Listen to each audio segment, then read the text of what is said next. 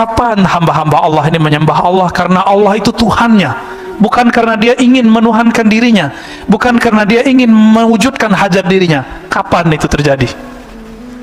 Sesaat saja kita ibadah karena Allah pantas disembah, bukan karena saya ingin ada hajat yang ditunaikan. Saat itulah kita menjadi hamba Allah yang hakiki. Inilah yang disebut zahid, ini yang disebut alim.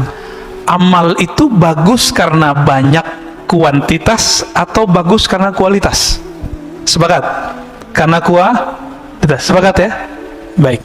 Apa kata beliau? Ma qalla amalun, tidaklah satu amal Allah nilai sedikit, baraza min qalbi zahidin, jika amal itu tumbuh dari kolbu yang zahid, kolbu yang zuhud. Ciri-ciri kolbu yang zuhud, ketika dia takbir dia merasakan kebesaran Allah, dia nggak ingat dunia lagi, sampai ruku, sampai sujud, sampai assalamualaikum raghibin. Sebaliknya, suatu amalan tidaklah disebut banyak jika muncul dari kolbu yang raghib, yang cinta kepada dunia. Ini saya ganti bahasanya sedikit. Ma qalla amalun baraza min qalbin arifin, tidaklah sedikit amalan jika bersumber dari kolbu yang arif, yang kenal kepada Allah. Wala kathura, sebaliknya tidak disebut banyak amal, baraza min qalbin jahilin maridin, jika bersumber dari kolbu yang jahil, tidak mengenal Allah, marid, yang sakit. Ciri-ciri kolbu yang sakit apa? Salat itu adalah alazzu ghazair ruh. Salat itu adalah amalan paling lezat bagi ruh. Kalau salat Bapak sudah nggak nikmat, berarti kolbunya berpenyakit. Maksud beliau, orang yang mengenal Allah, sesaat dia beribadah kepada Allah lebih afdal daripada abid, orang yang ahli ibadah 1000 rakaat. Begitulah wali-wali Allah, Pak. Wali-wali ini ada tingkatan-tingkatannya. Semakin tinggi tingkatannya, satu nafasnya lebih afdal daripada 1000 rakaat kita, kalau mereka sudah sampai ke level tinggi. 2 rakaat orang yang zahid, yang tidak cinta dunia, yang bahkan akhirat pun dia nggak minat, dia minatnya yang punya dunia dan akhirat. Alimin yang alim, mengenal Allah, lebih utama daripada salatnya ahli ibadah sepanjang umurnya, sepanjang hidupnya, ila akhir dahar, sampai kiamat nanti. 2 rakaat doang. Loh, kok bisa begitu? Kalau ahli ibadah dia salat, dia ibadah karena ingin sesuatu yang dia dapat. Sedangkan orang yang mengenal Allah ini, dia menyembah Allah karena Allah pantas disembah. Guru banyak, tapi yang bisa menghantarkan kita kepada Allah itu tidak banyak. Maka beliau memberikan rumusannya minimal ada 2. Jadi banyak kriteria guru yang bisa membuat kita menjadi wasil ilallah, sampai ke hadirat Allah subhanahu wa ta'ala. Tidak membuat ruhanimu bangkit. Jadi sama guru yang begini, bersama beliau, membersamainya beberapa saat, membuat kita kemudian bangkit dari kemalasan kita beribadah kepada Allah subhanahu wa ta'ala.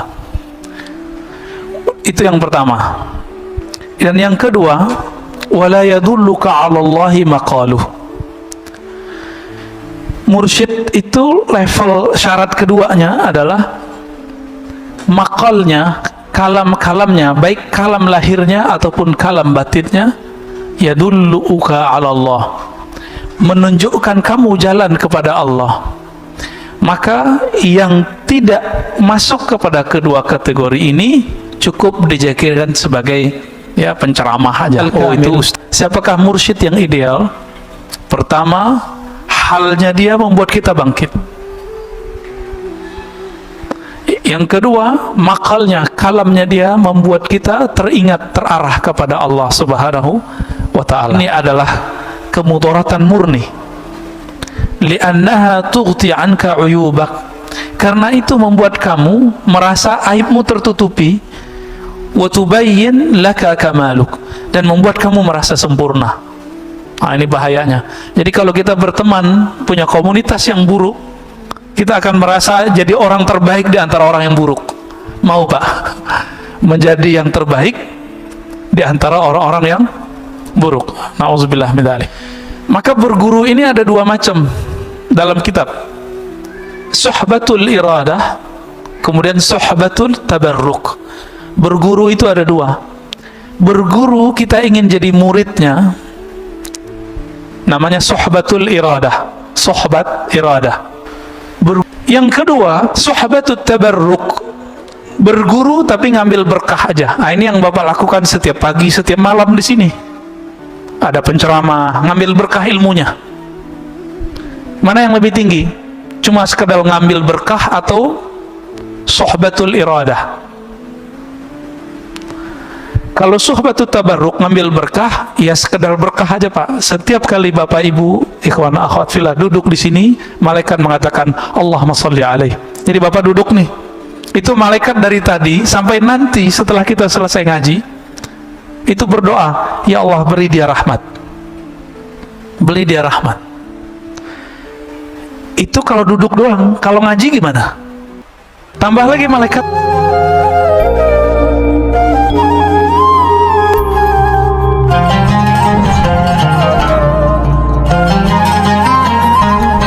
Tema kita adalah tentang kepada siapakah kita berguru.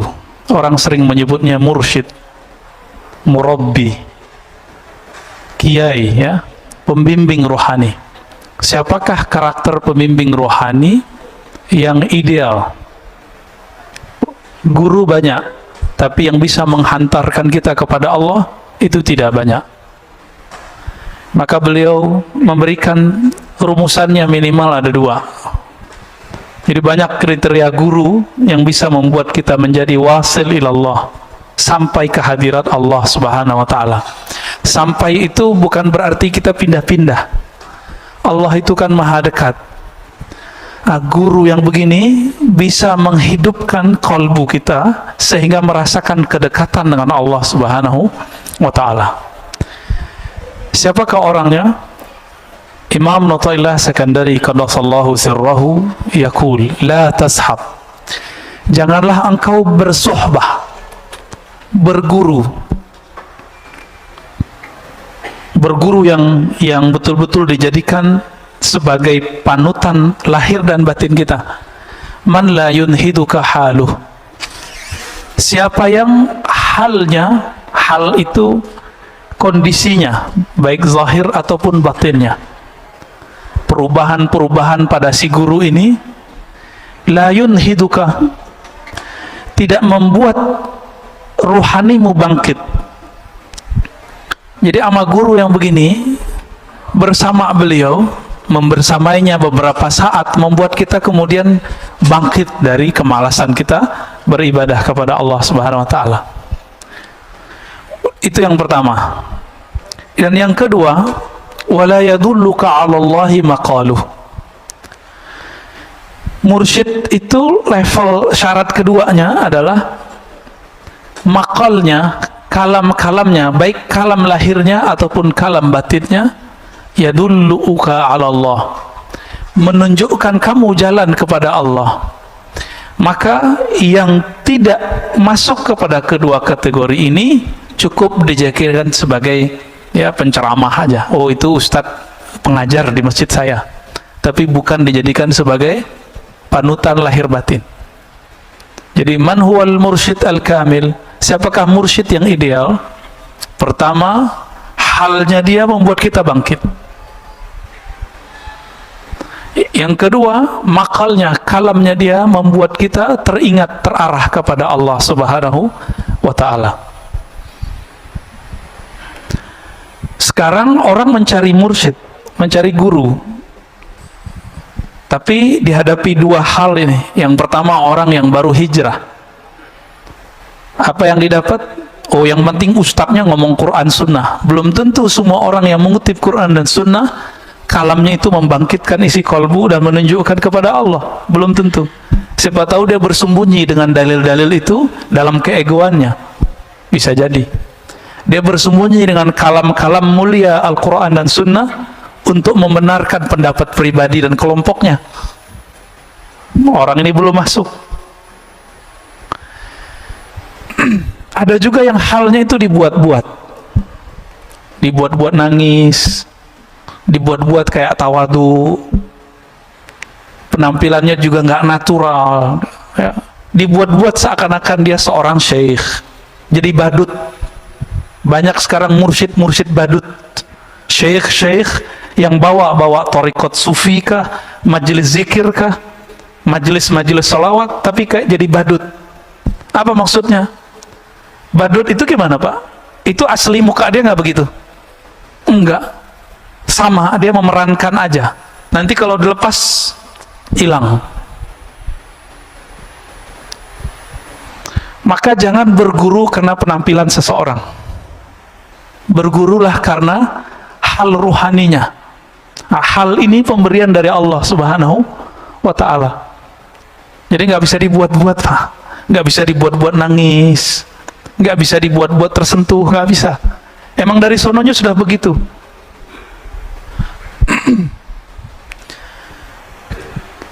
Ciri kedua tadi apa?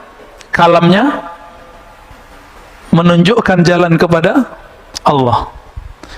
Mungkin gak orang yang belum merasakan kehadiran Allah di kalbunya lalu bisa mengajak orang merasakan Allah?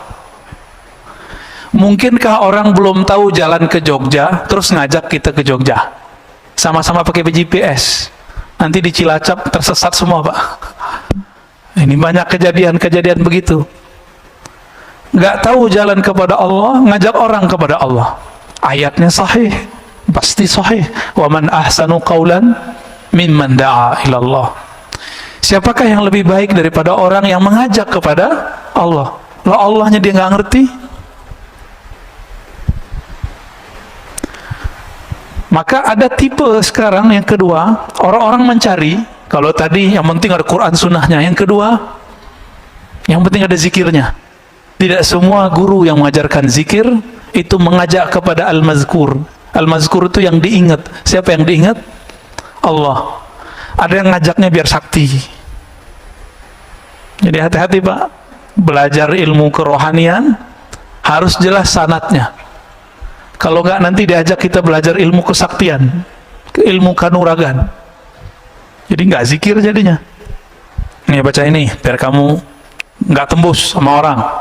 Baca ini biar kamu enggak kelihatan sama orang. Baca ini biar jualannya laku. Baca ini supaya semuanya agar sampai kepada maksud diri, bukan kepada Allah Subhanahu wa Ta'ala.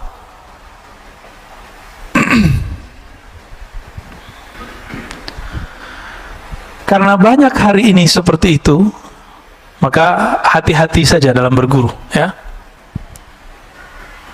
Jadi apa ciri mursyid? Pertama, halnya membuat kita bangkit. Yang kedua, kalamnya mengarahkan kita kepada Allah Subhanahu wa Ta'ala. Hikmah yang berikut, ya, kita nggak usah panjang-panjang di situ. Rubbama kunta musian fa'araka al-ihsan suhbatuk man huwa aswa'u halan mink. Ini sudah ganti topik. Ada kalanya seseorang itu dia sebenarnya kualitasnya lagi buruk, orangnya lagi nggak bagus, amalnya tidak bagus, amalnya tidak maksimal. Tapi karena dia berteman dengan orang-orang yang lebih buruk daripadanya, atau berguru kepada orang yang di bawah standar ruhaninya, fa'arakal ihsan, maka engkau merasa dirimu lebih baik, ya, daripada si anu gitu. Maka masih ingat nggak ketika dulu ada orang yang membunuh 99 orang lalu bertambah dengan membunuh seorang ulama? Masih ingat? Apa pesan seorang wali? Jadi yang pertama yang dia bunuh itu ulama, itu bukan ulama wali, dia cuma ulama zahir. Sedangkan yang kedua yang dia temui itu ulama wali Allah, kalbunya. Maka kata si wali ini, jika kamu mau tobat, maka tinggalkan kampungmu. Karena kampung dia ini punya komunitas yang akhlaknya begitu semua. Jika dia balik kepada mereka, dia akan merasa biasa. Wah, di sini mah biasa bunuh orang. Disuruh dia keluar, itu maksudnya. Maka Bapak serahkan Allah, kalau ada orang kecanduan narkoba, udah di terapi, udah di segala macam. Tapi kalau dia kembali ke komunitasnya, baik komunitas online ataupun offline-nya, nanti dia akan kembali ke masa lalunya. Jadi caranya gimana? Dia harus ganti nomor, ganti komunitas. Karena sekarang komunitas itu nggak komunitas fisik, sudah ada semua dalam genggaman handphone. Jadi harus ganti nomor itu orang, ya. Jadi kalau ada keluarganya yang kena, nggak cukup dibawa ke tempat terapi narkoba, nggak cukup. Putus komunikasi dia dengan sebelum-sebelumnya. Dia menjadi orang baru. Nah, ini yang terjadi pada zaman Bani Israel dan hadisnya sahih. Maka Imam Asy-Syarqawi mengatakan, suhbatu man huwa dunak dararun mahdun. Engkau berteman, bahkan berguru kepada orang yang lebih buruk halnya daripada kamu, dararun mahdun. Ini adalah kemudaratan murni. Li'annaha tughti anka uyubak. Karena itu membuat kamu merasa aibmu tertutupi, wa tubayyin laka kamaluk, dan membuat kamu merasa sempurna. Nah, ini bahayanya. Jadi kalau kita berteman, punya komunitas yang buruk, kita akan merasa jadi orang terbaik di antara orang yang buruk. Mau Pak? Menjadi yang terbaik di antara orang-orang yang buruk. Na'udzubillah min dzalik. Maka berguru ini ada dua macam dalam kitab. Suhbatul iradah, kemudian suhbatul tabarruk. Berguru itu ada dua. Berguru kita ingin jadi muridnya, namanya suhbatul iradah, suhbat iradah. Berguru kita pengen jadi muridnya. Kalau murid patuh nggak sama gurunya? Kalau kita punya guru di sekolah, ada tugas nggak? Ada PR nggak? Ada jam tertentu kita kemudian membangun komunikasi dengannya. Itu guru yang sudah kita jadikan sebagai suhbatul iradah. Iradah orangnya disebut murid. Apa arti murid? Murid bahasa Indonesia apa bahasa Arab, Pak? Bahasa Indonesia ya? Bukan. Murid itu bahasa Arab. Murid itu dari kitab-kitab tasawuf. Makanya aneh orang-orang hari ini, dia punya sekolah disebut murid-muridku. Tapi dia membid'ahkan tasawuf, Pak. Padahal istilah murid itu dibawa oleh ulama kita dulu dari tanah Arab, dari Gujarat, dari mana-mana, dari Samarkand, masuk ke negeri ini, mereka menjadi mursyid, jadi guru. Orang-orang yang belajar kepada beliau disebut dengan murid. Suhbatul murid. Datang Maulana Ibrahim As-Samarkandi ke Indonesia. Pertama ke Campa, kemudian ke Palembang, lalu beliau ke Makassar, terus beliau ke Tuban. Itu orang-orang yang ditemuinya itu jadi muridnya. Jadi muridnya. Maka sekarang kita lihat keturunan Arab di Indonesia minimal ada 2 gelombang besar.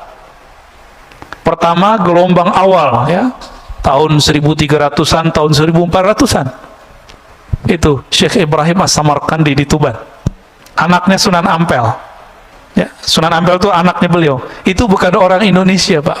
Orang Samarkand, lama di Gujarat, berguru di Hadramaut, keturunan Rasulullah sallallahu alaihi wasallam. Jadi yang mengislamkan negeri ini itu zuriat Nabi. Cuma sayangnya generasi kedua Hadramaut baru. Jadi boleh disebut Hadarim al-Jadidah. Kalau yang pertama Al-Qadimah. Yang pertama ini nasabnya dipelihara oleh orang-orang pesantren. Maka orang-orang pesantren itu yang tua, itu aslinya mereka zuriat Rasulullah sallallahu alaihi wasallam. Gelar Gus itu ganti dari Sayyid, Pak. Maka nggak boleh sembarangan gus-gusan, ya, gawagis, gus, ntar jadi gugus, guguk, ya. Hati-hati.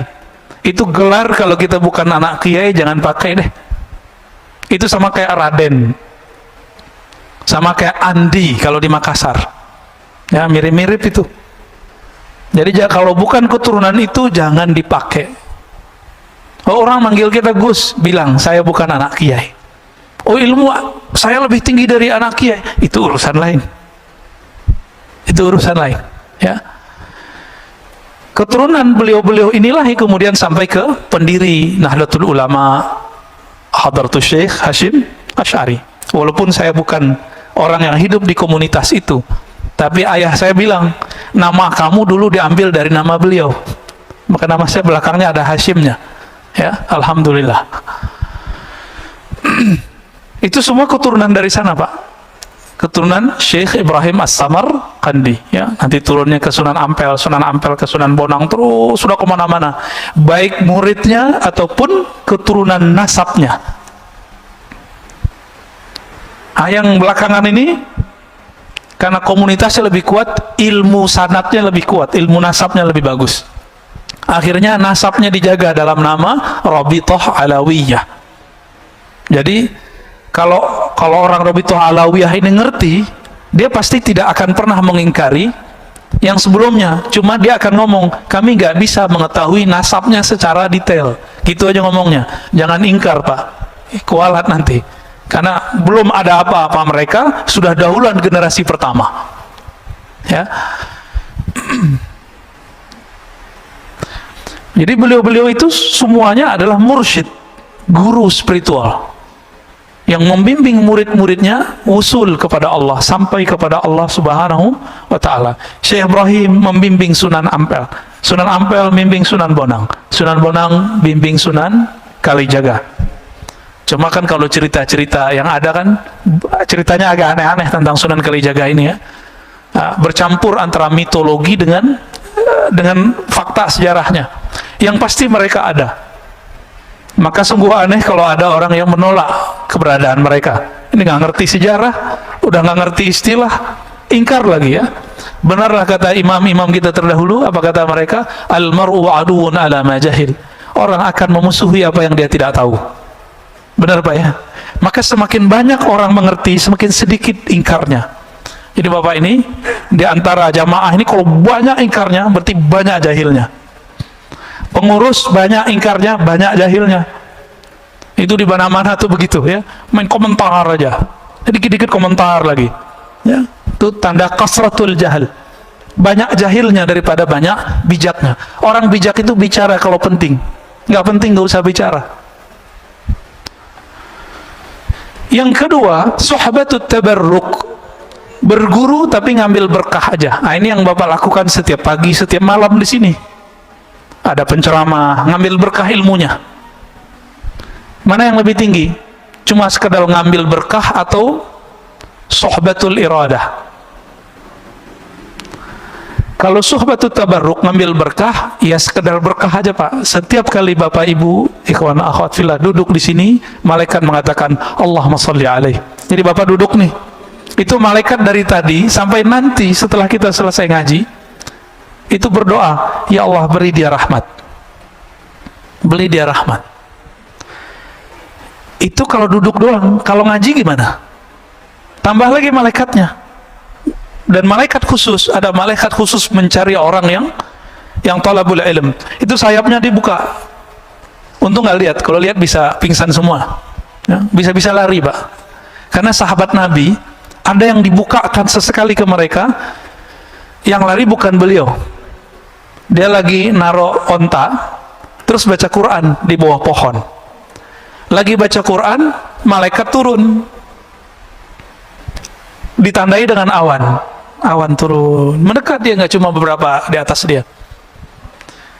Itu si onta ngapain? Gelisah-gelisah lari, Pak. Besok dia datang kepada Rasulullah dan dia katakan, wahai Rasulullah, ketika aku baca Quran di padang pasir, lalu ada satu pohon dan aku baca Quran di bawahnya, ada awan turun. Awan apakah itu? Apa kata Nabi? Itu malaikat rahmat. Malaikat yang sayang kepada orang yang membaca Quran, orang yang zikir, apalagi yang taklim. Yang taklim mereka lebih demen, Pak. Jadi malaikat itu lebih respect sama orang yang ngaji daripada orang yang zikir. Lebih senang sama orang yang zikir daripada orang yang tidur. Bapak tidur aja di masjid dapat rahmat, ya. Jadi duduk begini ngorok tiba-tiba. Nah, itu kan ada yang ngorok tuh, ya. Itu langsung dirahmati oleh Allah dengan doa malaikat. Apalagi kalau Suhbatut tabarruk, mengambil tabarruk. Jadi nanti kalau syuruk jangan sholat dulu, karena sholat itu manfaatnya cuma sendiri. Ini kan kajian ada nih tiap pagi. Jangan sok soleh pak, jangan sok alim. Ya, wah ada syuruk nih, ngambil berkah dulu. Hadis sholat syuruk itu tidak sahih. Dia cuma sampai hasan li ghairihi. Sedangkan hadis mengenai mendengarkan kalam, mendengarkan tabarruk dalam berguru, ngambil ilmu, ngaji, itu hadisnya sahih, ayatnya sangat jelas. Paham di situ? Jangan berulang-ulang lagi kita ingetin pak ya. Kecuali bapak mau jalan, ya, saya mau jalan dalam hati ngomong, minta izin kepada Rasulullah, Allahumma sholli ala Muhammad, kita jalan. Jangan berdiri-berdiri aja, ya, itu mengganggu. Malaikat juga bingung pak ngeliat, loh ini majelis lebih mulia, kenapa dia pergi? Itu yang terjadi. Cuma kan kita nggak diperlihatkan oleh Allah. Coba apa dilihatin oleh Allah. Satu kali ada muridnya Imam Malik. Imam Malik ini kan ngajar di Masjid Nabawi.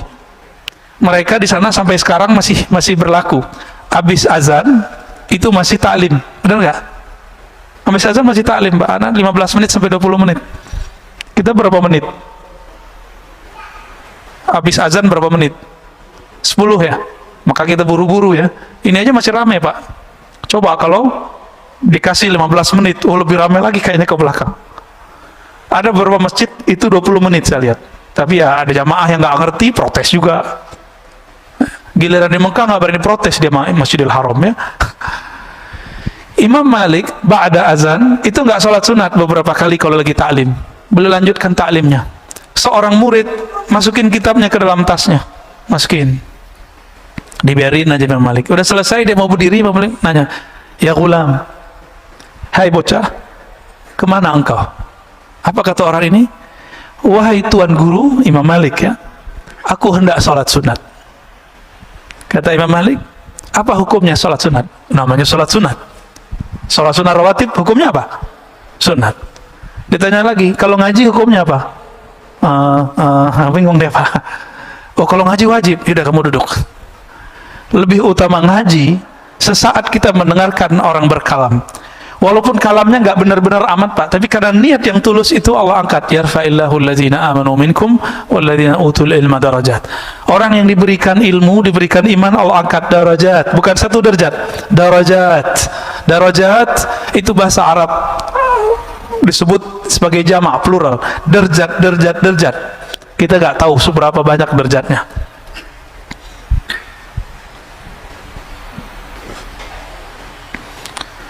Nah, kebanyakan kita baru berguru sebatas sohbatut tabarruk, berguru ngambil berkah, bener ya? Belum ketemu kan guru yang ngasih PR zikir, paling cuma beberapa orang. Belum ketemu guru yang bilang kamu latihan seharinya segini ya, namanya berguru. Oh nanti muncul orang-orang yang nggak mengerti bab ini terus bilang, lo nggak boleh zikir pakai hitung-hitungan. Lo orang ini lagi jadi murid, kalau lagi jadi murid suka-suka gurunya. Coba bapak anaknya sekolah nggak? Mana dalilnya? Suruh nulis 1 halaman. Ada nggak? Nggak ada kan? Sekarang dalilnya apa? Anak sekolah yang nonton YouTube. Tontonlah YouTube dengan link ini kan? Mana dalilnya? Kenapa itu dibolehkan? Tapi giliran ahli kolbu punya murid nggak boleh menata sebuah kurikulum. Jadi kalau nanti berguru kepada ahli kolbu, ahli zikir, pasti nanti dikasih kurikulum zikirnya. Beruntung bapak kalau sudah punya guru begitu. Jarang pak orang guru begitu. Ini kita lihat nih di antara bapak paling cuma 10% yang sudah punya guru suhbatul iradah. Makanya kalau diam itu masih bingung mau nggak baca apa ya. Ini bukan case di sini pak. Case di tanah haram, Haramain, Mekah Madinah. Ya, bapak coba ingat-ingat waktu di Mekah Madinah, orang pada bengong aja ngeliatin orang lewat, benar nggak? Masuk yang di depan saya banyak yang bengong tuh kalau duduk. Ngeliatin Ka'bah atau ngeliatin orang lalu lalang kiri kanan gak jelas. Coba kalau dia punya guru, gurunya bilang nanti kalau kamu sampai di haram bacalah zikir ini. Jadi ada pegangan dia.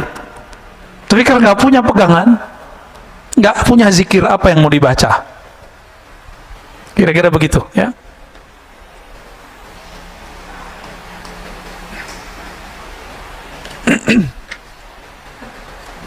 Kita masuk ke hikmah yang 50 berapa nih? 55 ya. Nggak tahu kalau beda kitab ya. Bismillahirrahmanirrahim. Ma qalla amalun baraza min qalbin zahidin wala kathura amalun baraza min qalbin raghibin. Nah, tadi berkaitan juga dengan apa yang saya katakan barusan.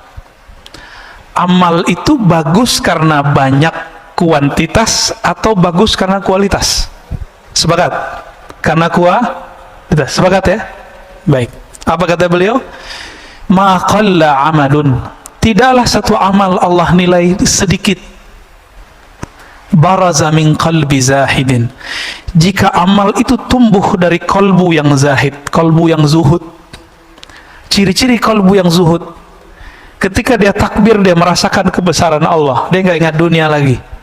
Sampai ruku, sampai sujud, sampai assalamualaikum. Ini udah nggak khusyuk, orang lagi ngaji, sholat syuruk. Kira-kira gimana tuh Pak hasilnya? Ya, nggak jelas hasilnya.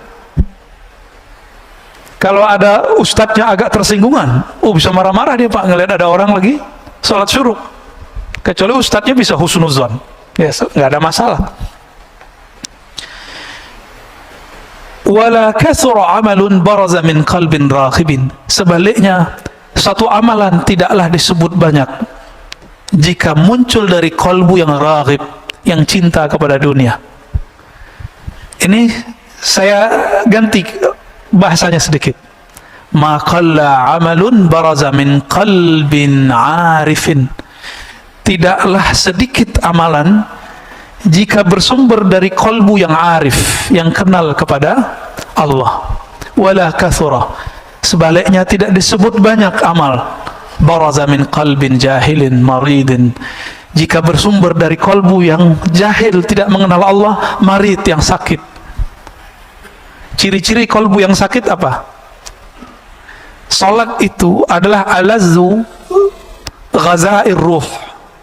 Salat itu adalah amalan paling lezat bagi ruh. Kalau salat Bapak sudah nggak nikmat, berarti kolbunya berpenyakit. Gimana? Punya penyakit nggak kolbu kita? Ada? Pasti banyak Pak. Saya juga punya penyakit kolbu saya. Karena kolbu kita berpenyakit, nggak bisa menikmati. Seperti orang lagi sakit demam, nggak bisa menikmati makanan. Ada orang demam Pak bisa menikmati makanan? Nggak ada, nggak bisa kok menikmati makanan. Apalagi kalau sariawannya di mulut, waduh sakitnya bukan main. Suka pedes, tapi bibirnya, lidahnya lagi sariawan. Dikasih menjerit kan Pak? Nah inilah yang terjadi pada orang-orang. Kenapa ada orang-orang yang tertentu dikasih zikrullah malah dia menjerit, malah dia lari, malah dia muntahkan ya. Bahkan beberapa ngejek, makanan apa nih? Nah itu kalau makanan. Kalau zikir gimana? Zikir apaan nih beginian gitu. Itu kalbunya berpenyakit. Itu penyakit ini ada yang disebabkan karena ilmu yang salah ditelan. Dia dapat ilmu, ilmunya itu bukan ilmu, ilmunya itu meracuni otaknya. Maksudnya pemahamannya salah. Dikira orang zikir begitu, itu dianggap sesat. Rusaknya di dalam. Ya. Itulah sebabnya ada sebuah hadis dalam Ibnu Majah, satu bab ilmu lebih afdal daripada 100 rakaat ahli ibadah. Satu bab ilmu. Ini kita udah 3 bab nih pada tadi. Ya. Udah 3 bab dari tadi. Udah 300 rakaat.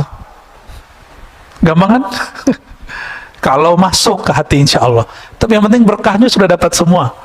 Ya, alhamdulillah. Bahkan Imam Syafi'i meriwayatkan lain lagi. 1000 rakaat. Satu bab ilmu lebih utama daripada 1000 rakaat. Itu levelnya Imam Syafi'i. Ya. Maksud beliau, orang yang mengenal Allah sesaat dia beribadah kepada Allah lebih afdal daripada abid orang yang ahli ibadah 1000 rakaat. Begitulah wali-wali Allah Pak. Wali-wali ini ada tingkatan-tingkatannya. Semakin tinggi tingkatannya, satu nafasnya lebih afdal daripada 1000 rakaat kita. Kalau mereka sudah sampai ke level tinggi. Nabi itu diamnya sudah zikir. Seandainya Nabi itu nggak sholat itu boleh Pak seharusnya. Itu kan logikanya Aisyah. Apa kata Aisyah? Wahai Rasulullah, ngapain engkau sholat mulu? Kan engkau sudah diampuni. Apa logika Aisyah? Engkau nggak perlu sholat wahai Rasulullah. Kira-kira begitu. Sholat sunat loh ya, bukan sholat wajib. Sholat wajib kan langsung dari Allah wajib. Apa kata Nabi? Enggak. Afala an akuna abdan syakura. Kenapa aku tidak boleh menjadi hamba yang bersyukur? Maka sholatnya Nabi itu karena dia sudah mengenal Allah. Sholatnya adalah sholat syukur. Setiap sholat. Maka kakinya kapalan. Kalau kita punggung kita kapalan Pak, karena tidur.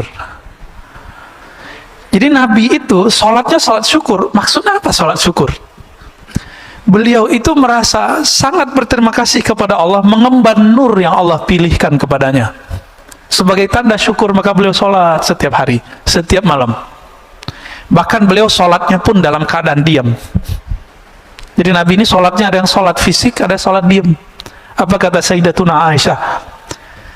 Karena Rasulullah sallallahu alaihi wasallam yazkurullah fi kulli ahyani. Rasulullah atau ala kulli ahyani selalu mengingat Allah setiap nafas, setiap detik, setiap saat. Jadi setiap nafasnya itu zikrullah. Kita udah dalam sholat gak ingat Allah. Ini beda sholat kita sama Rasulullah sallallahu alaihi wasallam.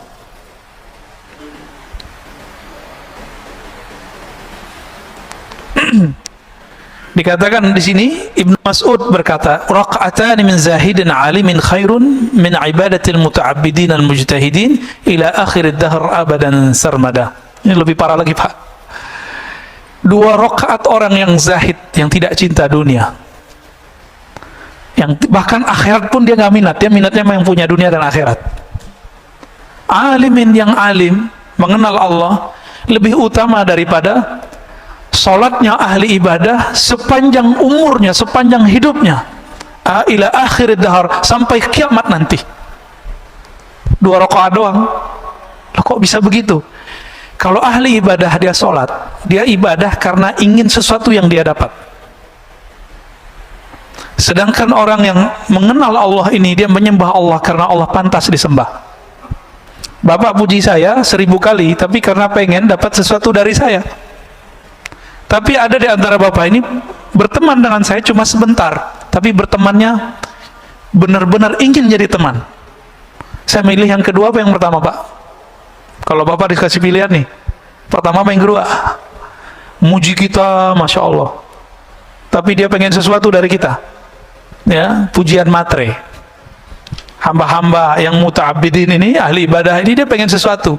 Inilah yang terjadi pada orang-orang yang puasa karena pengen sesuatu, zikir karena pengen sesuatu. Keinginan itu ada yang sifatnya materi, sholat, zikir karena pengen rezeki lancar, pengen sehat. Ada yang naik dikit, pengen tenang. Ustadz, saya pengen tenang. Ya kalau zikir ya pasti tenang. Cuma kalau dia putus zikir, ketenangannya hilang lagi. Emang kalau nggak tenang mau ganti Tuhan? Ya. Kalau nggak tenang mau ganti Tuhannya?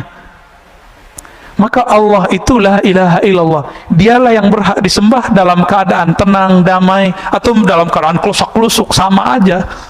Nah ini yang disebut alim, orang yang mengenal Allah.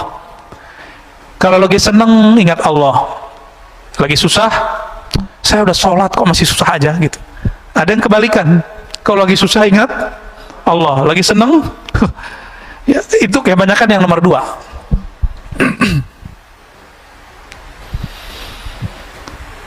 Sholawat juga gitu Pak. Orang sholawat sekarang apa?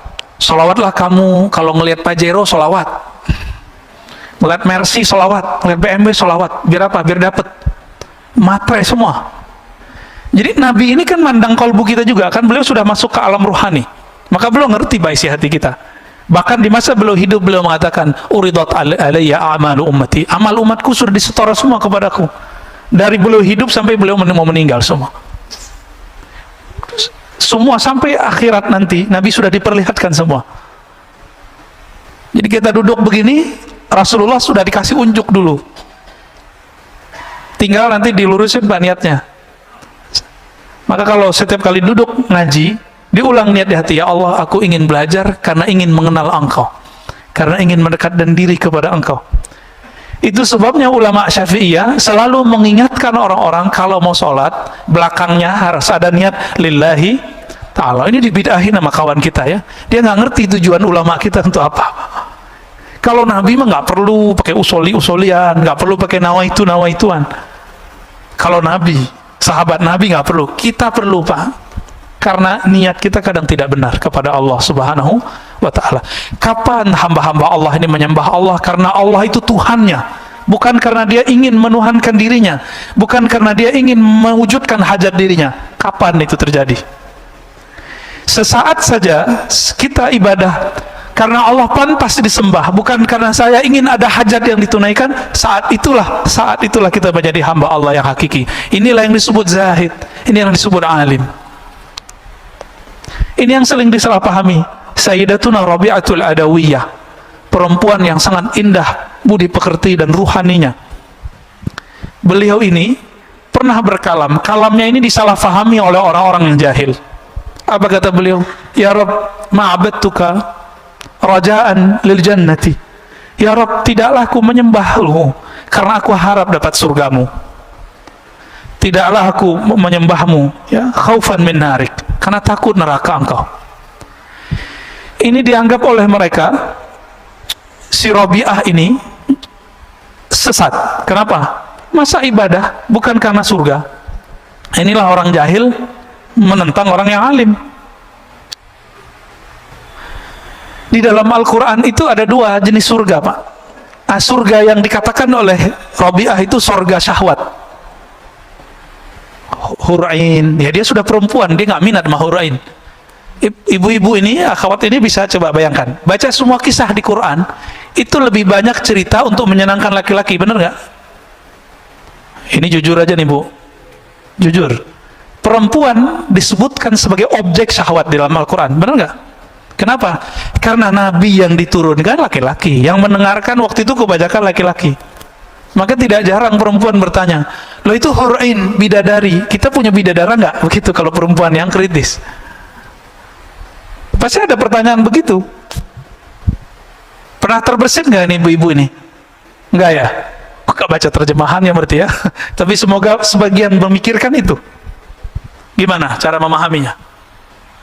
Maka Rabi'atul Adawiyah, karena dia sudah paham, di Quran semuanya begitu. Maka beliau mengatakan, ya Rabb, aku beribadah ke surga, aku ibadah kepada Engkau bukan karena surgamu, tapi karena Engkau yang mempunyai surga. Surga ini ada dua, ada surga syahwat, ada surga ru'yat, surga memandang. Yang dimau oleh Rabi'ah adalah memandang Allah Subhanahu wa ta'ala. Makanya Rabi'ah ketika dilamar oleh seorang laki-laki, itu nggak mau nikah, Pak, karena dikasih pertanyaan sama dia. Jadi maharnya dia adalah, pertanyaannya bisa dijawab nggak? Berat kalau ketemu Rabi'ah. Saya mungkin nggak lolos, Pak. Saya ketemu Rabi'ah mungkin mental 7 kali lipat kali ya. Pertanyaan dia satu aja. Ada yang tahu pertanyaannya apa? Nih satu riwayat ya. Jika aku menikah denganmu, kamu bisa jamin nggak nanti aku bisa bertemu Allah? Kira-kira itu, Pak. Mana ada suami bisa begitu, Bu? Nggak ada. Benar nggak nih para suami yang jomblo-jomblo? Udah ketemu Allah belum? Belum ya? Disitulah beratnya. Maka Bapak Saudara makan Allah, Rabi'ah ini dia surganya bukan lagi surga syahwat, surganya surga ru'yat. Apa arti ru'yat? Memandang Allah. Itu yang dia mau. Apa gunanya masuk surga, kata Rabi'ah, tapi nggak ketemu yang punya surga. Bapak saya fasilitasi di satu tempat itu villa punya saya, tapi saya nggak mau ketemu, Pak. Datang lagi saya nggak mau ketemu, udah makan aja, tidur aja, tapi nggak mau ketemu. Awal-awal senang, lama-lama pengen ketemu nggak? Penasaran nggak? Penasaran. Itulah yang terjadi kepada ahli surga. Maka nanti pencarian ma'rifatullah, mau mengenal Allah, tidak berakhir dengan kematian. Nanti berlanjut nanti di surga. Maka di surga apa kata Nabi? Ada sekelompok orang, laisu minal anbiya wala minasyuhada. Mereka bukan para nabi, bukan juga para syuhada. Tapi yaghbituhumul anbiya wa syuhada. Tapi para nabi, para syuhada itu ghibtah kepada mereka, iri kepada mereka, iri yang positif. Heran, loh kok mereka dapat posisi ini? Bukan berarti posisinya lebih tinggi dari para nabi, tidak. Lalu kemudian Allah ditanya, ya Rob itu siapa ya Rob? Yang tanya pastinya para nabi. Apa jawaban Allah Ta'ala? Mereka itu adalah orang yang saling menyayangi biruhillah, karena ruhullah. Ruhullah itu adalah cinta dan rahmat Allah Subhanahu wa Ta'ala. Bukan karena harta yang mereka bagi, bukan karena syahwat yang mereka punya, tapi karena ruhullah. Siapa yang cintanya karena Allah itu, nah inilah yang mereka nanti Allah bawa dengan kecepatan cahaya, ala nurin, ya, min rabbih. Ya, nanti kalau kita beruntung Pak, nama kita soalnya sudah ada di neraka, sudah ada di surga. Nih, nama Bapak ini ada di neraka, Fulan bin Fulan, ahlun nar. Di surga juga ada. Tinggal kita lagi bayar kredit surga atau bayar kredit neraka. Atau mau dibayarin cash nggak? Mau dibayarin cash, ada pacarannya. Apa kata Nabi? Man qala la ilaha illallah dakhalal jannah. Siapa yang mengatakan la ilaha illallah, di hadis Imam Bukhari dikatakan min qalbihi au nafsi, dari dalam dirinya, betul-betul lisannya sama dengan di dalam kalbunya. Lisannya baca la ilaha illallah, kalbunya mengatakan aku tidak menyembah kecuali hanya kepada Allah, aku tidak bergantung kecuali hanya kepada Allah. Nggak bergantung ke vaksin Pak, kita vaksin aja, tapi jangan bergantung kepada vaksin, ya. Yang bikin vaksin juga lagi tengkar Pak. Ya benar nggak? Ya semua kalau udah dipolitisasi, masya Allah, ya begitu jadinya. Negara di mana-mana, bukan di Indonesia aja, di mana-mana ini sekarang lagi politisasi, karena ini bisnis yang luar biasa. Ini bikin kita terganggu kadang-kadang ibadah kita. Bapak salam makan Allah, kita lanjut ke hikmah yang 55. Ini agak maraton nih, biar banyak dapat hikmahnya. Kenapa ada orang amalnya bagus, dan bagusnya itu tertata rapi gitu, nggak ujuk-ujuk bagus tiba-tiba enggak. Ternyata beliau sudah menyebutkan itu terjemahan dari apa yang di dalam ruhaninya. Kata beliau radhiyallahu ta'ala anhu, husnul a'mali nata'iju husnul ahwal. Wa husnul ahwal min at-tahaqquq fi maqamatil inzal.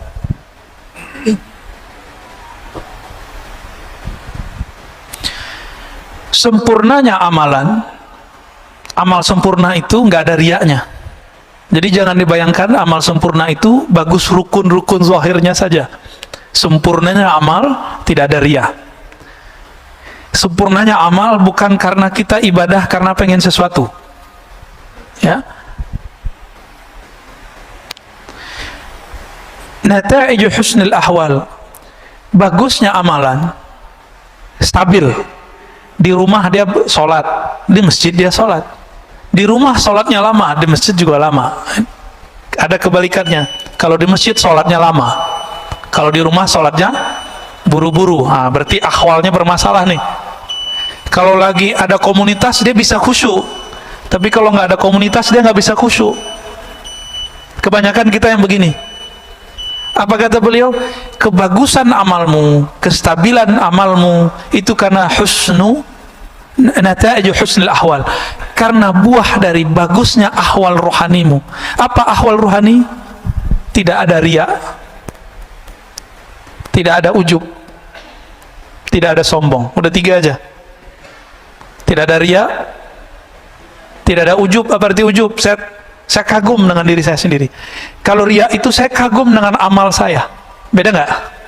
Itu beda ujub sama riya. Beradik kakak ya. Kalau riya, saya takjub dengan amal saya.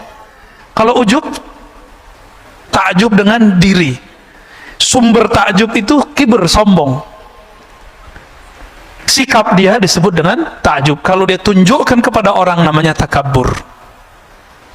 Takabur itu sifatnya iblis. Maka orang yang bertakabur, dia sudah jadi setan walaupun pakai serban. Ciri-ciri orang sombong gimana? Iblis itu rasis, Pak. Dia bicara asal usul. Khalaqtani min nar wa khalaqtahu min tin. Ya Rabb, saya ini asal usul saya lebih mulia dari Adam. Saya dari api, Adam dari tanah.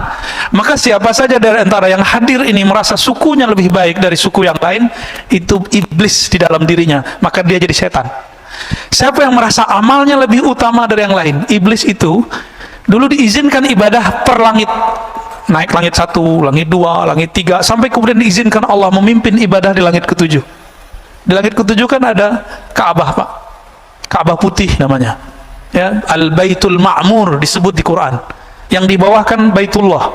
Di atas namanya Al-Baitul Ma'mur. Sebenarnya di beberapa riwayat langit ke-4 itu juga ada Baitul Arwah. Cuma riwayatnya tidak terlalu sharih ya. Yang paling sahih di Bukhari Muslim, di bumi lalu ada di langit ke-7. Nabi Ibrahim lagi di sono, Pak. Nabi Ibrahim lagi di sana. Maka kalau ada orang ngaku naik ke langit, nggak ketemu Nabi Ibrahim di langit ke-7, bohong dia. Ya. Banyak ya, ada beberapa tokoh-tokoh spiritual belagu ngomong, saya nyantri di langit sekian tahun. Cek aja, ketemu nggak ente sama Nabi Adam di langit pertama? Ketemu nggak ente sama Nabi Isa di langit kedua? Kalau nggak, halu. Banyak orang halu itu hari ini. Serban bukan jaminan orang punya tingkatan tinggi. Kan nggak ada hadis sahih mengenai keutamaan serban orang yang tinggi. Tapi kalau habaib emang disunahkan pakai serban, Pak, supaya tidak salah lihat, terutama kalau dia guru. Begitu dalam fatwa ulama-ulama Hadramaut. Jadi jangan suuzon juga kalau ada habaib pakai serban, ya. Itu dia lagi jaga nasabnya itu.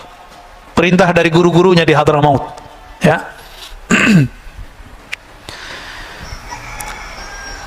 Amal yang sempurna, amal yang ideal muncul karena ruhani yang bening, ya. Ruhani yang bening itu minat tahaqquq fi maqamil inzal, ya. Itu hadiah, buah daripada tahaqquq. Apa arti tahaqquq?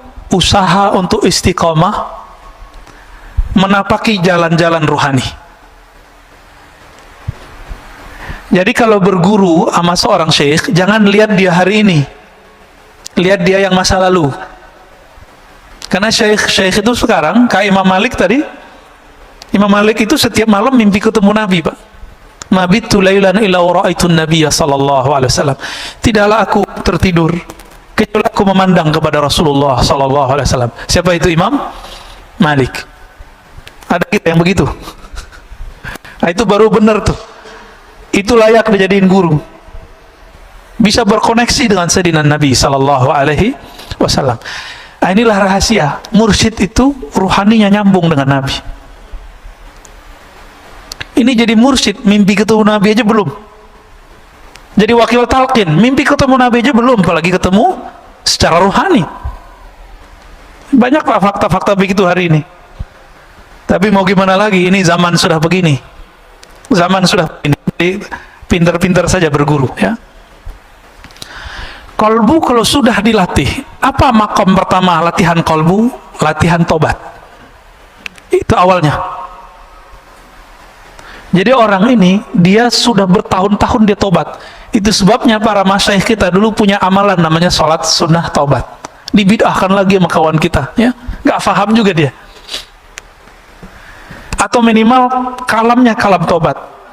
Nah, tobat ini kan dibagi lagi, Pak. Ada tobat orang awam dari dosa yang zahir. Kalau tobat anak-anak salah minum, ya. Kalau lagi puasa begini anak-anak gimana? Terganggu gitu sama makanan. Terganggu gitu kalau ada anak-anak kecil yang lain di bawah dia yang berbuka. Ini saya mau tanya nih, Pak. Kalau ada di sini orang buka restoran, Bapak terganggu nggak? Terus perlu ditutup nggak? Serius loh ya. Ada warteg buka siang nih. Nih saya nggak ngomong hukum syariat dulu, hukum rohani. Bapak terganggu nggak? Loh Ustadz, kita harus tegakkan hukum. Loh, di antara ibu-ibu ini di rumah kalau bapak punya istri, ada yang lagi haid nggak? Nggak masak, butuh makan, nyari kemana? Nyari ke warteg kayak kemana kayak itu. Jadi kita tuh nggak usah sibuk mikirin orang, kayaknya agama kita paling bener, mau amar ma'ruf nahi mungkar, tapi kebelinger di situ. Emang bapak ibu ini masih terganggu kalau ada orang masak depan kita? Ini kan lucu, ya, sweeping, ketemu di warteg orang makan, lagi makan tempe. Lah untuk apa itu diberitakan?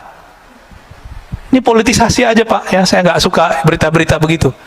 Ini saya mau nanya lagi, bapak terganggu nggak kalau saya makan minum di sini? Oh, benar itu dah. Terus untuk apa itu dibuka? Apa ditutup, di sweeping? Nggak perlu, biarin aja mereka pakai adab ya. Jadi kalau mau bukaannya jam sekian, bilang gitu. Ya, buka jam 12 kayak gitu. Tutup depannya. Nggak perlu pakai sweeping Pak kalau orang udah puasa. Tapi kalau anak-anak, iya, anak saya itu bawa teman-temannya di depan rumah. Si bocah yang bontot tiba-tiba bawa roti ada coklatnya. Makan depan mereka, kabur Pak semua anak-anak itu. Apa kata mereka? Aduh puasa gue nih, parah nih adek muka Pak gitu.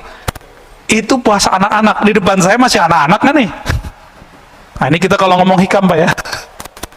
Tapi kalau pemerintah mau memutuskan misalnya, tutup, ya gak apa-apa juga, gak masalah juga Pak, sebenarnya. Tapi kalau Bapak masih terganggu, ya salam. Ya, puasa anak-anak berarti ya. Jadi apa yang harus dilewatin untuk tahapan pertama? Taubat. Taubat anak kecil dari yang fisik tadi. Taubatnya orang awam dari hal-hal yang zahir, dosa mata, dosa telinga. Maka kalau orang awam sudah nggak dosa mata, nggak dosa telinga, nganggapnya sudah suci. Jadi mereka bingung, kok habis assalamualaikum masih ada istighfar. Padahal dia lupa, di dalam sholatnya dia tidak ingat kepada Allah Subhanahu wa ta'ala. Ini perlu diistighfarkan nggak nih sholat yang begitu? Inilah rahasia Rabi'atul Adawiyah mengatakan, astaghfirullah fi istighfari, atubullah fi taubati. Aku minta ampun kepada Allah karena istighfarku tidak benar. Aku bertobat kepada Allah karena sholatku tidak khusyuk. Ada nggak yang pernah begitu Pak? Supaya sholat kita pas naik ke atas kan mau dilempar lagi. Nggak khusyuk, lempar. Tapi karena kita tutup, astagfirullah ya Allah, sholatku tidak khusyuk, diberi syafaat, naik juga Pak ke atas. Allah kan maha pengasih, maha penyayang. Kita berusaha khusyuk, belum khusyuk ya nggak apa-apa, yang penting kita ngaku tidak khusyuk. Mau nggak ngaku nggak khusyuk? Itulah tobat level 2, taubat ruhani. Taubat apa? Taubat ruhani. Batinnya merasa kurang bener nih, nah ini aja Pak dibenerin, level 2 ini coba dipakai, nanti bagus tuh amalannya. Nanti Bapak gampang nangis kalau zikir. Sholat aja gampang mewek Pak. Ini kalau nggak pakai kitab saya udah nangis dari tadi nih ya. Kenapa saya ngajar pakai kitab? Bukan karena gagah-gagahan pakai kitab, bukan. Ini cara saya untuk menahan diri, karena kalau mau nangis setelah kitab hilang nangisnya Pak. Alhamdulillah ya. Guru saya ada beberapa, itu kalau sudah bahas bab begini, nggak ada kitab ataupun ada kitab nangis terus. Untungnya saya kalau ngeliat kitab langsung berubah. Ya Alhamdulillah, karena akalnya balik lagi. Kalau nggak cuma rasa yang muncul, kalau rasa lebih dominan dari akal pikiran kita, kita bisa nangis setiap saat. Sujud nangis, ruku nangis, takbir nangis. Ntar orang-orang bilang, ini kenapa ini nangis? Ada Syekh Shinqiti, guru dari Syekh Salih Al-Maghamisi di Madinah, ngajar ba'da maghrib sampai isya, karena ada majelis biasanya di Masjidil Haram, di Masjid Nabawi. Habis assalamualaikum itu langsung nangis. Mau ngomong lagi, baca ayat lagi, nangis lagi. Jadi ceramahnya dari awal maghrib sampai menjelang isya itu nangis Pak. Mau ngomong lagi, nangis lagi. Mau ngomong lagi, nangis lagi. Dan nangislah semua orang yang di depan. Begitu mereka kalau ahwal rohaninya datang. Kenapa ahwal rohani yang bening itu tumbuh? Karena mereka tahakkuk fi maqamatil inzal. Mereka mau istiqomah, rajin menapaki jalan rohani. Yang pertamanya apa tadi? Taubat. Taubat mereka tidak lagi fisik, tapi sudah masuk taubat rohani, taubat kolbu. Bapak satu maksiat zahir, satu hitam di sini. Tapi kalau ada maksiat batin, itu hitamnya lebih kenceng, lebih kayak aspal lengket. Disebut dalam bahasa Arabnya nuqtah sauda, noda hitam yang lengket. Itu hitam. Inilah yang menghalangi kita untuk tidak bisa memandang alam malakut, alam jabarut, alam rasa, bisa merasakan dekatnya kita kepada Allah Subhanahu wa ta'ala. Ini yang dikatakan oleh Imam Ahmad, laula anna syayatin yahumuna ala qulubi bani Adam. Seandainya syaitan tidak mengerebut memenuhi kolbu manusia, ya, menutupi kolbu manusia, tentulah mereka tentulah mereka akan melihat malakutas samawat, mereka akan mampu melihat alam malaikat. Jadi sahabat-sahabat tertentu Allah izinkan Pak bisa ngeliat malaikat. Ibnu Abbas ngeliat Jibril 2 kali. Malaikat siapa yang dilihat? Itu artinya nanti ada posisi kewalian pada orang ini. Ternyata Jibril tugasnya apa? Bawa wahyu. Maka tugas Ibnu Abbas nanti adalah menjelaskan makna wahyu, disebut ahli tafsir. Tidak ada ilmu tafsir hari ini kecuali lewat Sayyidina Ibnu Abbas. Ada orang lihat Mikail, nanti tugasnya lain lagi tuh Pak. Tugas kerohaniannya. Ada yang suka ngeliat malaikat maut. Nah, nanti tugasnya nalkinin orang mati, melepas orang mati. Itu beda-beda tuh tugasnya. Allahumma shalli ala.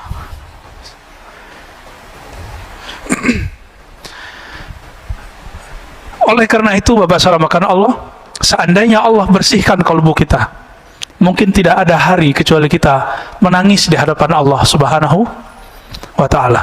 Makanya Sayyidina Nabi sallallahu alaihi wasallam hampir setiap hari beliau menangis. Hampir setiap sujud beliau meneteskan air mata. Kenapa? Karena beliau merasakan memandang Allah Subhanahu wa ta'ala. Kita kehilangan anak kita hilang sehari, mungkin 2 hari, bahkan kalau di mall hilang 1 jam 2 jam, ketemu, nangis nggak Pak? Nangis.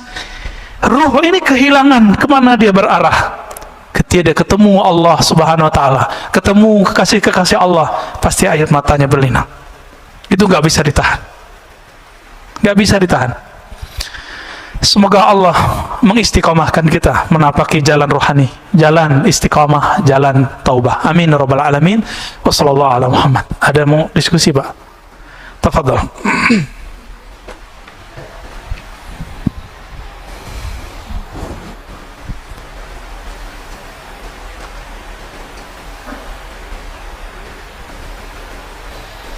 Bagi yang ingin bertanya mengajukan tangan. Udah kenyang katanya. Cukup kali ya? Ada? Ya, fadal.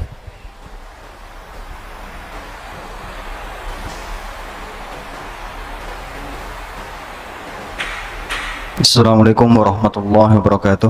Assalamualaikum. Mohon maaf Ustadz, ini ada 3 pertanyaan. Bahwa di ayat disebutkan bahwa ud'uuni astajib lakum, berdoalah kepadaku niscaya aku kabulkan. Ini seolah-olah bahwa ibadah itu adalah transaksional. Sedangkan untuk level orang yang bukan anak-anak lagi kan seharusnya ini udah pengertiannya udah tidak seperti itu lagi. Tapi di teman kita bilangnya bahwa lah dalilnya seperti ini. Seperti itu. Itu yang pertama. Yang kedua, ada kalam dari ulama bahwa sholat itu adalah kenangan di dunia saat kita di akhirat nanti. Terus bagaimana dengan kaidah sholat yang, mohon maaf ini sangat cepat gitu. Sedangkan rukun sholat itu kan berakal gitu. Tapi akal kita kok nggak dipakai di waktu kita sholat sangat cepat itu gitu. Terus yang ketiga yang terakhir ini adalah makna simahum fi wujuhihim. Tanda di jidat itu sebenarnya ada tanda secara fisik atau bagaimana Bapak Nabi nanti mengenali kita di waktu kita di akhirat nanti? Baik. Itu cahaya atau bagaimana? Terima kasih. Assalamualaikum warahmatullahi wabarakatuh. Yang pertama, apakah ibadah itu transaksional? Tergantung yang menafsir.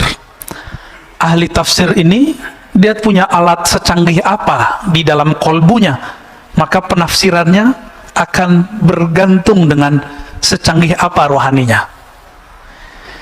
Kalau kolbunya kualitas karyawan, kamu kerja, kamu digaji. Bahasa Arabnya maqamul ummal, makom para pekerja. kamu lembur, dapat tambahan. Ini makomnya siapa? Ummal. Jika si ustadznya menafsirkan kolbu dia baru makom seperti itu, maka dia akan bilang apa? Doa itu, ibadah itu transaksional. Doalah kepadaku, pasti aku jawab. Itu terjemahannya. Tapi jika kolbunya bukan kolbu ummal, kolbul arif, kolbu yang kenal kepada Allah, ayat itu bukan transaksi, Pak. Itu bahasa cinta. Hanya Allah lah, kalau kita jatuh cinta kepadanya, cinta kita dibalas. Kalau mas-mas ini jatuh cinta sama akhwat, itu belum tentu dijawab sama dia. Akhwat jatuh cinta sama ikhwan, belum tentu juga balik. Makanya ada orang tepuk sebelah kaki ya, tepuk sebelah tangan, betul itu ada. Hanya Allah yang tidak. Udu'uni, wahai kekasihku, panggillah aku akan memenuhi panggilanmu. Jadi lebih asik gak? Rinduilah aku lebih dulu merinduimu. Fazkuruni azkurkum. Sebut aku sebut kamu. Lebih dulu Allah nyebut kita atau kita nyebut Allah, Pak? Kalau ahli zahir bilang kita dulu yang nyebut Allah, kan ayatnya fazkuruni, sebut aku. Azkurkum, aku akan sebut kamu. Bukan. Lebih dulu Allah apa kita? Allah. Maka Allah lah yang awal memanggil kita ke dalam kolbu kita, baru kolbu kita memanggilnya. Zahirnya engkau memanggil Allah, batinnya Allah memanggilmu. Makanya di situ tidak ada fa, tidak ada kata hubung, tidak ada li, karena langsung fazkuruni azkurukum, langsung sebut aku sebut engkau. Dalam sebutanmu kepadaku, aku menyebutmu. Dalam sebutanmu kepadaku, aku memanggilmu. Jadi kapan Allah memanggil kita, Pak? Kalau kita memanggil Allah. Kapan? Saat kapan Allah ingat kita? Di saat kita ingat Allah. Duluan dia. Allah kan qadim. Apa arti qadim? Huwal awwalu wal akhir. Dialah yang maha awal. Tidak ada yang lebih awal darinya. Dialah yang maha akhir. Tiada sesuatu kesudahan setelahnya. Jadi Bapak ini rahasia kita sebut. Kalau lagi zikir tuh Allah lagi manggil sebenarnya.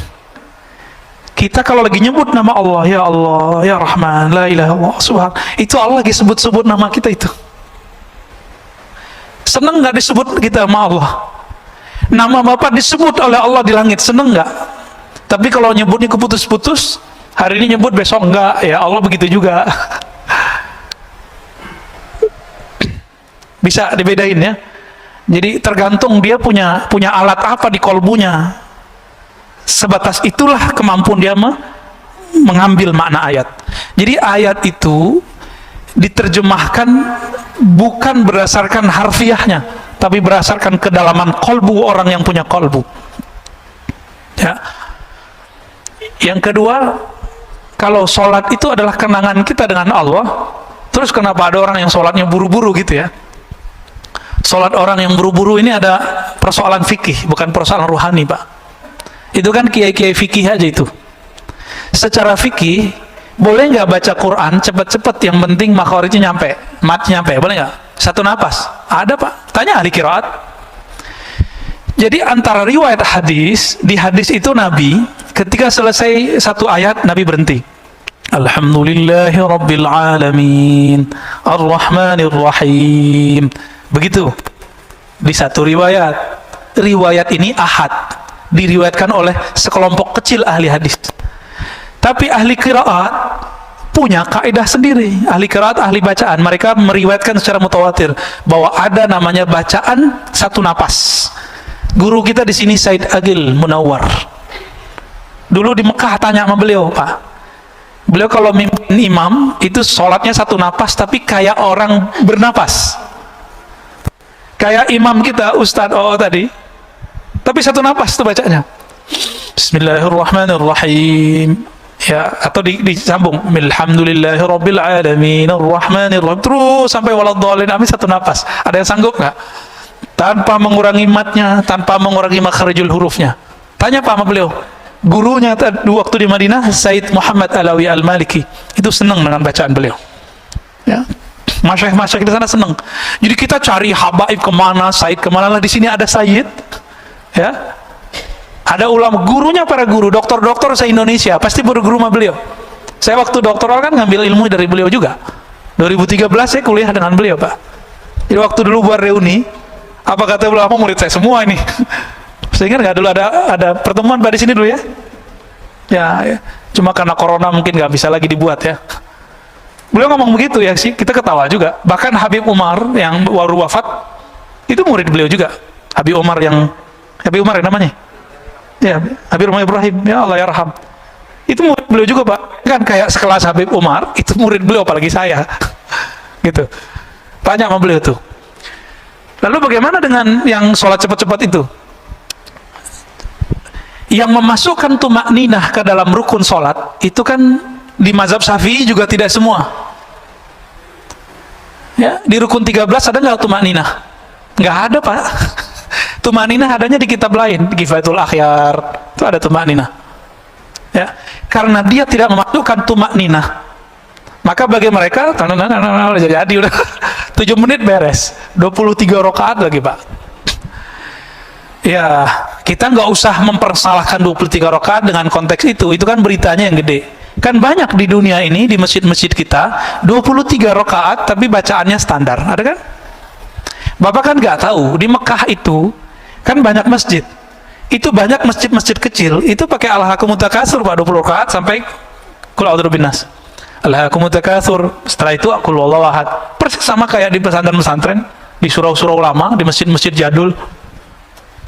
Masih ada nggak di Jakarta sekitar yang begitu? 23 rakaat dimulai dengan Alhaakumut Takatsur. Ya alhamdulillah.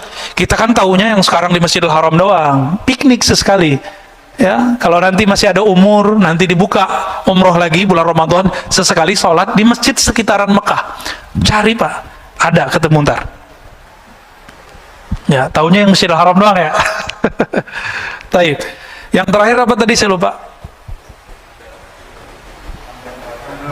Oke, bagus. Simahum fi wujuhihim min athari sujud. Akhir dari surah Al-Fat. Dalam tafsir Imam Tabari, tafsir Imam Salafus Saleh, beliau mujtahid mutlak tapi tidak keluar dari mazhabnya dan masih bermazhab Syafi'i. Apa kata beliau? Simahum fi wujuhim itu adalah al-khusyu',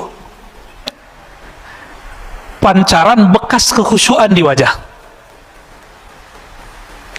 Gitu. Ini secara rohani. Secara fisik bagaimana? Ya mungkin sebagian ada yang jidatnya hitam, ya nggak apa-apa. Tapi kata sima itu menunjukkan karakternya tidak hanya sampai di fisik, tapi tembus sampai ke batin. Maka bapak-bapak yang jidatnya hitam ini tanggung jawabnya berat, Pak. Harus menyelaraskan zahir jidatnya yang hitam dengan batinnya yang sujud. Karena jidatnya kelihatan kayak orang sujud, batinnya harus sujud juga. Ya, yang punya jidat hitam itu berat tuh, Pak, yang punya jidat hitam tuh ya. Hati-hati. Bisa ria nanti. Nah, bisa juga tambah takut kepada Allah. Ya Allah, jidatku udah hitam tapi sujudku nggak khusyuk-khusyuk. Oh, itu merasa hina kita di hadapan Allah. Jadi makna yang tepat gabungan dari dua-duanya. Zahirnya ia bertanda, batinnya ia beraura. Itulah aura orang-orang yang tadarru, orang-orang yang khusyuk. Cukup ya? Ada lagi? Oke, baik. Fadal. Assalamualaikum warahmatullahi wabarakatuh. Terima kasih. Semoga Pak Ustadz dan jamaah semua diberi kesehatan. Amin, amin. Ini Pak Ustadz, bab kita untuk mencari guru. Yang mungkin yang Zobatul Irodah yang berguru ingin jadi murid, Pak Ustadz. Ini gimana kita dengan apa kondisi sekarang kita cari yang memang dasarnya kita dapat itu benar-benar yang kita di bab pertama yang Zobatul Irodah itu, Ustaz. Ya. Assalamualaikum warahmatullahi wabarakatuh. Yang pertama, suhbatul murid, berguru dalam bab menjadi murid, suhbatul iradah. Mursyid begini nggak usah banyak-banyak, di suatu masa cukup satu. Kalau gurunya meninggal, cari lagi yang baru. Atau misalnya gurunya mengatakan saya ijazahkan engkau, dia boleh ganti guru yang baru. Gimana cara mencarinya di zaman begini? Zaman begini gampang nyarinya malah, ya. Tapi kalau ingin dengan cara rohani, temui guru rohani, sholat 2 rakaat setiap hari. Sholat apa itu? Sholat istikharah, sholat hajat. Ya Allah, bimbing aku berguru kepada suhbatul murid, suhbatul iradah, yang bisa menghantarkan aku ke hadiratmu. Gitu. Jadi harus pakai sholat, Pak. Orang nikah aja pakai sholat istikharah, masa berguru? Berguru ini urusannya langit, bumi, dunia, akhirat. Kalau kita menikah kan bumi aja, dunia. Tapi kalau berguru urusan kita dunia, akhirat, mesti pakai istikharah. Dan yang kedua, musyawarah. Ya, harus bermusyawarah. Nah, ini banyak sekarang muncul orang mengaku dirinya mursyid, atau dianggap oleh muridnya mursyid. Walaupun banyak mursyid di dunia, tidak mungkin semuanya cocok sama kita. Berguru itu jodoh-jodohan. Maka berguru itu bukan masalah kertas ijazah, gurunya dapat ijazah. Itu betul, itu SIM, surat izin menjadi mursyid. Ada ijazahnya, Pak. Seperti kami di kampus harus ada gelar doktornya biar bisa mengajar di pasca sarjana. Ya. Kalau ngajar di sini dapat gelar ustadz, yang ngasih jamaah ya. Tapi kalau ngajar di kampus kan gelar doktor. Doktor di wisuda nggak sama rektor? Sama. Seorang mursyid itu dia seperti dosen, tapi dosen alam ruhani. Maka dia diwisuda oleh gurunya. Gurunya mursyid juga. Bisa nggak mahasiswa ngangkat dosen? Yuk, bareng-bareng yuk. Itu orang pinter tuh, kita angkat jadi dosen yuk. Bisa nggak?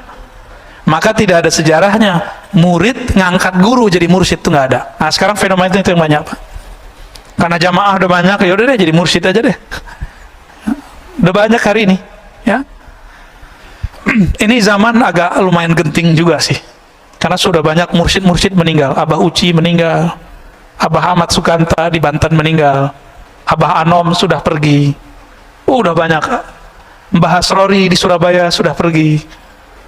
Di Sumatera ada Tuan Guru Hashim di Basilam juga sudah wafat. Di Aceh udah banyak ya. Di Sumatera Barat banyak sudah wafat. Sekarang kebanyakan mursyid kertas. Mursyid karena dia diangkat gurunya tapi rohaninya belum nyampe. Itu kebanyakan. Maka kalau gurunya sudah punya ijazah dari gurunya yang sebelumnya, tinggal dicek kalam dia menunjukkan jalan kepada Allah. Hal rohaninya membuat kita bangkit nggak, sadar nggak kepada Allah. Kita bermajelis saja bisa kita sadar, Pak, sama dia. Kalau dia berkalam membuat kita terhubung kepada Allah Subhanahu wa taala. Kalau ketemu, Pak, itu guru Bapak, insya Allah. Ya, semoga nanti ketemu. Amin ya rabbal alamin. Cukup ya. Barangkali itu, Bapak saudara makan Allah, sudah siang. Semoga kajian ini diberkahi oleh Allah. Saya yang menyampaikan juga diampuni dan diridhai oleh Allah Subhanahu wa taala. Yang hadir diterima puasanya, dipertemukan dengan Lailatul Qadar. Amin ya rabbal alamin. Nanti jangan tidur malam 27, malam 29. Ya. Jangan tidur. Di atas jam 10 lah. 27, 29. Insya Allah barangkali di tanggal-tanggal tersebut. Wallahu a'lam bishawab. Sallallahu ala nabiyina Muhammad, subhanakallahumma wa bihamdika asyhadu an la ilaha illa anta astaghfiruka wa atubu ilaik. Assalamualaikum warahmatullahi wabarakatuh.